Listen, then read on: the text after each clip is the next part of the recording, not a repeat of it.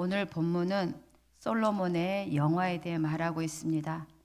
정치, 경제, 군사적인 면에서 아주 풍족했는데요. 이렇게 풍성한 축복을 받아 인구는 바닷가에 모래같이 많아졌고 강성한 나라가 되어 화평을 누리고 또 솔로몬의 지혜와 총명도 바닷가에 모래같이 대단했음을 말하고 있습니다. 유다와 이스라엘의 인구가 바닷가에 모래같이 많게 된 것은 하나님께서 창세기 22장 17절에 주신 축복으로 아브라함의 후손을 바다의 모래와 같이 많게 해주신다는 약속의 성취가 이루어진 것이라고 말할 수 있습니다. 인구가 많아지면 군사력이나 경제력이 강화되는 장점이 있습니다. 그러나 그와 반면 양식이나 모든 분야에서 풍족해져야 어려움 없이 살아갈 수 있습니다. 그런데 이렇게 모래같이 많은 인구들이 먹고 마시며 즐거워했다는 것을 보면 먹고 마시는데 큰 문제가 없었다는 것을 알 수가 있습니다.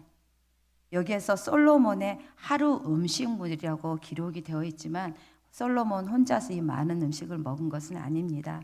27절에도 나와 있듯이 솔로몬 왕과 가족과 궁중 신하들이 먹는 음식물이 이렇게 기록되어 있는데요.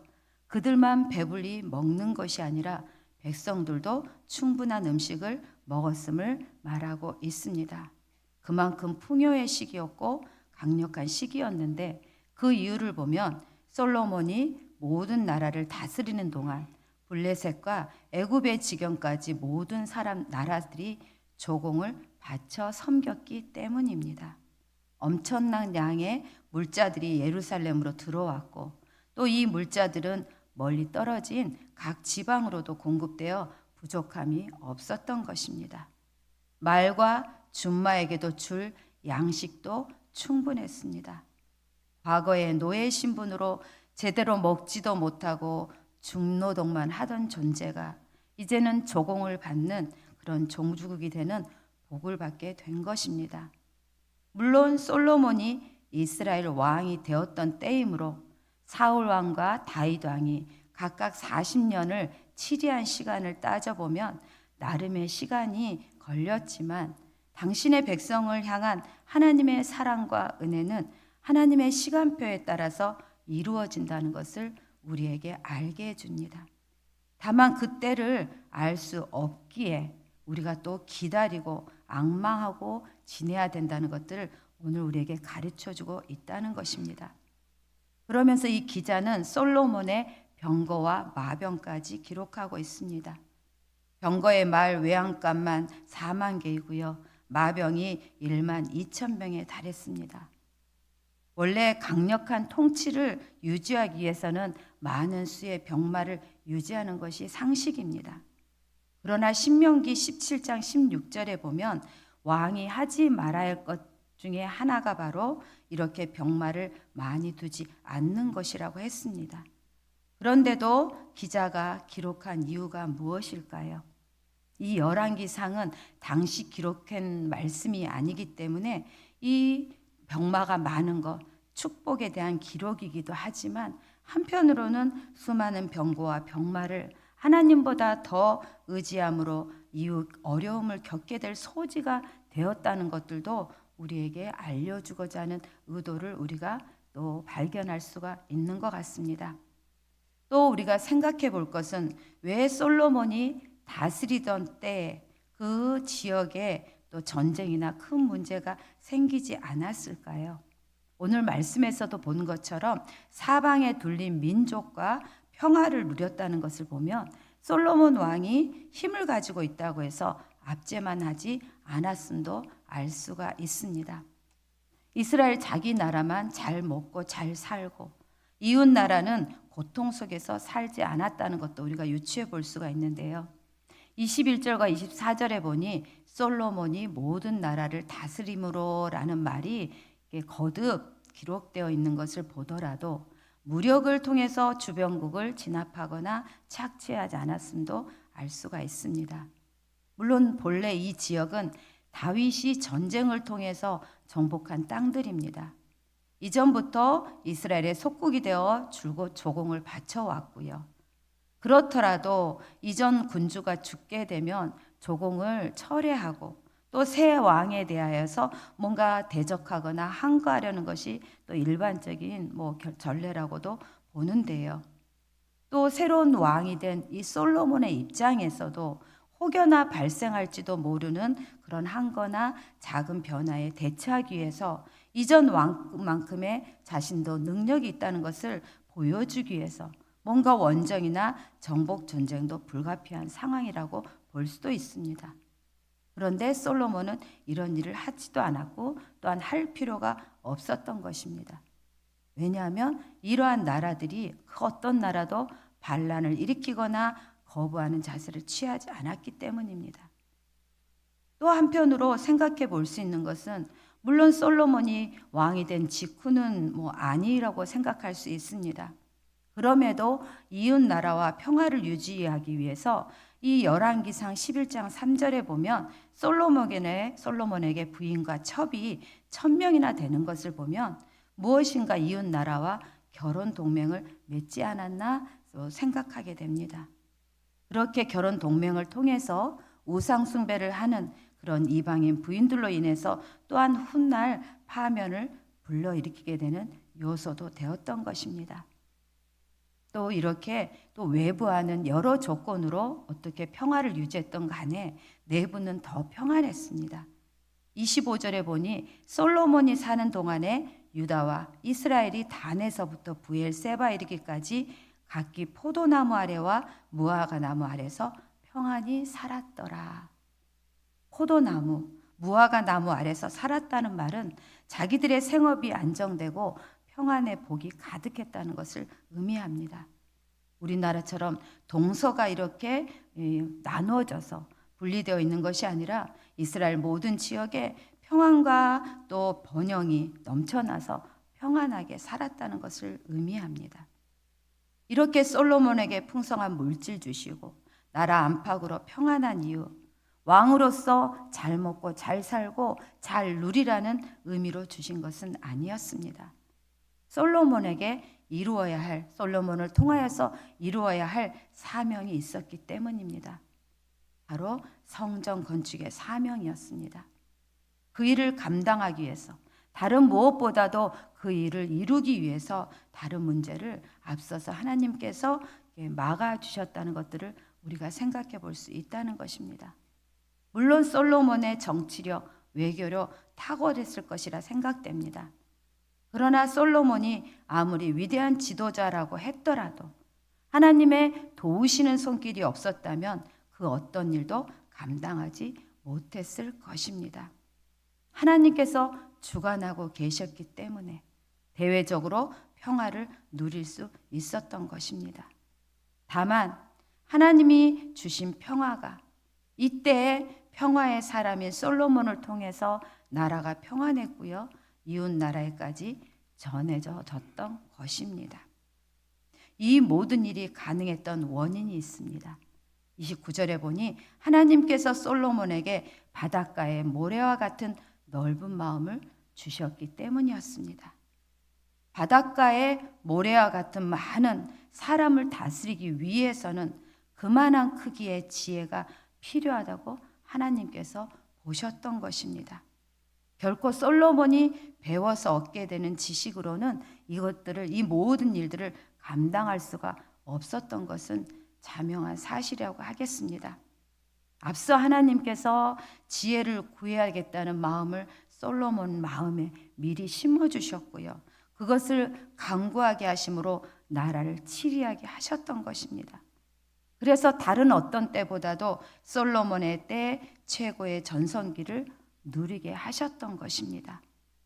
동쪽 모든 사람의 지혜, 애굽의 모든 지혜보다도 뛰어나서 사방 모든 나라에 솔로몬의 이름이 들려지게 만들 정도였습니다. 이렇게 좋은 소문이 멀리 퍼져나갔고요. 솔로몬의 지혜를 들으러 많은 사람들이 찾아올 정도였습니다. 물론 한 나라의 왕 아무나 아무 사람이나 만날 수 있는 것은 아니었습니다. 천하 모든 왕들이 보낸 자들이라고 하였듯이 사절단 대표들만 솔로몬 왕을 만날 수 있었습니다. 이 동방 사람들, 다른 나라 사람들, 그들도 지혜가 많았을 것입니다. 그래서 지혜로운 사람을 더 알아보지 않았나 싶습니다. 그러면서 자신들이 갖고 있는 지혜와 확연한 차이가 있다는 것을 알았을 것이라 생각됩니다. 경험을 통해서, 연구와 학습을 통해서 얻은 지혜들을 자기들이 갖고 있다면 이 솔로몬의 지혜는 세상의 방법이 아닌 또 오직 일반 어떤 신들이 주어지는, 신에게로부터 주어지는 지혜가 아니라 하나님으로부터 온 것인 것들을 그들이 알았던 것입니다. 왜냐하면 솔로몬은 지혜의 근본이신 하나님을 경외하는 사람임을 알았고요.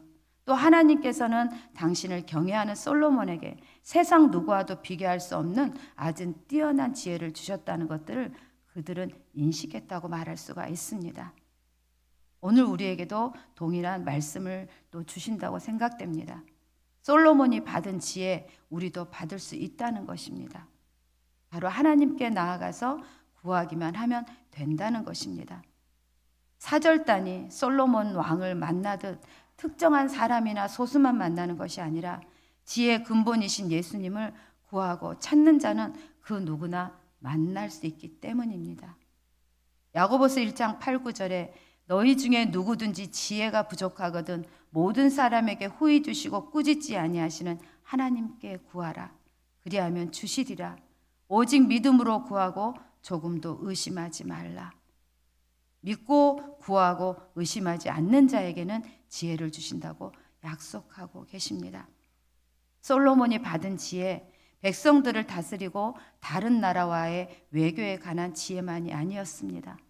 많은 잠언과 노래를 지었고요. 동식물과 또 물고기에 대해서도 현명한 말을 할 정도였습니다. 32절에 보니 그 노래는 1005편으로 받은 지혜를 가지고 하나님을 찬송하는 삶을 살았다는 것도 우리에게 추정해 볼 수가 있습니다. 외적의 침입도 없고요. 물질적인 축복을 누리면서 두려움 없이 평안을 누리는 것만으로 그쳤다면 과연 그것이 무슨 의미가 있고 오늘날 우리에게 어떤 도전을 주며 그 삶이 과연 아름답다고 말할 수 있을까요? 그러나 솔로몬은 번영을 누리면서도 하나님을 찬양하는 노래를 만들었고요. 이 노래를 통해서 하나님께 영광을 돌렸던 것입니다. 물론 그 만든 그 1005편 중에 아가서, 시편 72편, 127편만 노래로 남겨져 있지만 분명히 솔로몬이 지은 곡을 통해서 백성들도 하나님을 찬양했다는 것들을 우리가 또 유추해 볼 수가 있습니다.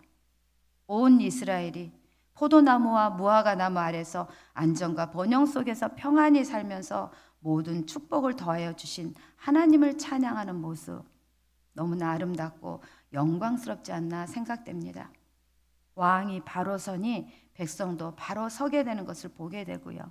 그만큼 리더십이 중요한 것도 알게 됩니다. 그러나 세상 왕은 모든 면에서 제한되어 있는 것들을 우리는 압니다. 아무리 뛰어난 왕이라고 해도 그렇지 완벽하지 못하다는 것입니다. 우리에게 오늘 말씀합니다. 솔로몬보다 더 지혜롭고 더 뛰어난 리더십을 가지신 우리의 왕 대신 예수님이 계시다는 것을 말입니다. 마태복음 12장 42절에 봐도 심판 때에 남반 여왕이 일어나 이 세대 사람을 정죄하리니 이는 그가 솔로몬의 지혜로운 말을 들으려고 땅 끝에서 왔음이거니와 솔로몬보다 더 큰 이가 여기 있느니라. 오직 주님께만 구원과 생명의 지혜와 지식이 있다고 말씀하고 있습니다.